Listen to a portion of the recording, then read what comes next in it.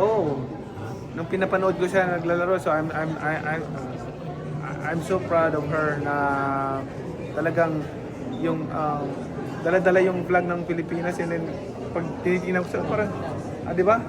Yung proud na proud ako sa kanya dahil siyempre Pilipino, di Yeah. ba? Kailangan natin marami pang ganun. So, Yes.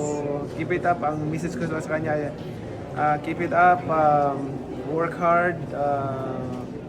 One thing that I can say, yung quote ni Winston Churchill, you will never reach your destination if you stop and throw stone at every of that park. So, huwag mong pansinin lahat ng mga although we cannot please everyone.